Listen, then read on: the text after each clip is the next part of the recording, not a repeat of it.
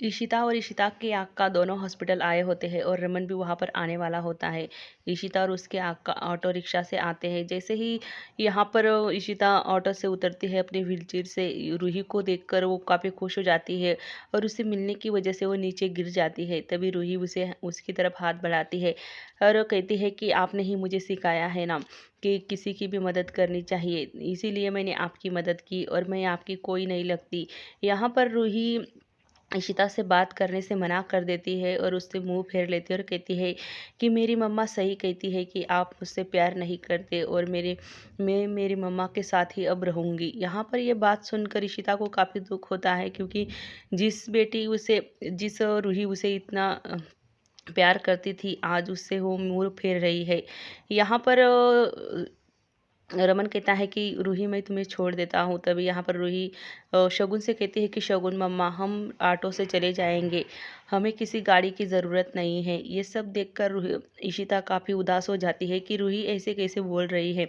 यहाँ पर रूही इशिता से बात करने से मना कर देती है और वहाँ से चली जाती है और दूर जाते पीछे मुड़कर रूही रूही इशिता की तरफ देखती है। इशिता को इस बात का बहुत बुरा लगता है कि रूही ऐसा क्यों बर्ताव कर रही है। यहाँ पर इशिता काफ़ी रोती है। उसकी आका उसे समझाती है कि कोई बात नहीं इशिता, वो बच्ची है, आज नहीं तो कल तुम्हें समझेगी, ज़रूर समझेगी।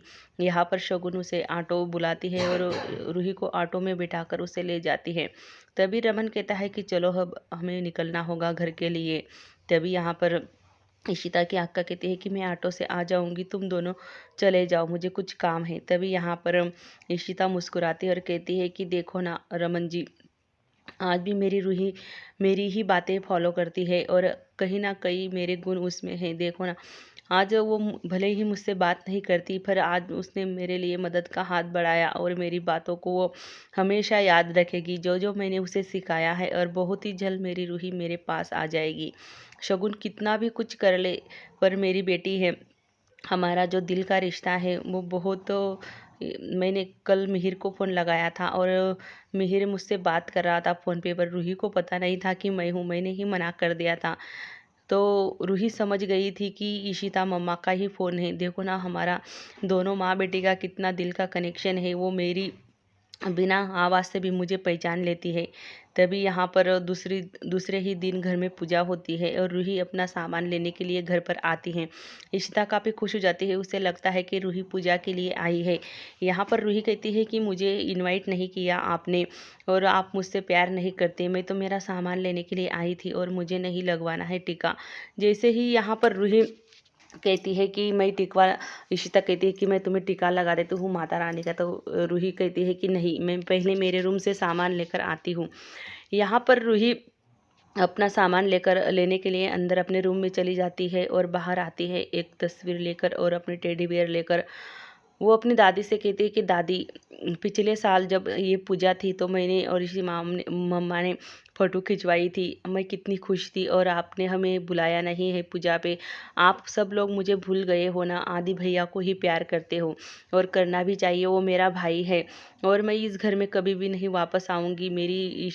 शगुन मम्मा बिल्कुल सही कहती है कि तुमसे इस घर में कोई प्यार नहीं करता और सब कुछ तुमसे नफरत करते हैं। इतनी छोटी सी बच्ची के दिमाग में कैसे शगुन बातें भर रही है, ये देखकर इशिता काफ़ी रोने लगती है और उसे लगता है कि हमेशा हमेशा के लिए रूही उससे दूर चली जाएगी। रूही का ऐसा बर्ताव देखकर इशिता काफ़ी रोने लगती है और कहती है कि मेरी बेटी आज मुझसे ही नफरत से बात करती है। रूही रोते रोते कहती है कि मैं कभी इस घर में नहीं आऊँगी, सिर्फ मेरी शगुन मम्मा है। यहाँ पर शगुन रूही की बातें सुनकर सब लोग रोने लगते हैं और इशिता कहती है कि बेटा रुक जाओ, मैं तुम्हें कुछ कहना चाहती हूँ। तभी रूही कहती है कि कोई ज़रूरत नहीं है, मैं आपसे कोई बात नहीं करना चाहती।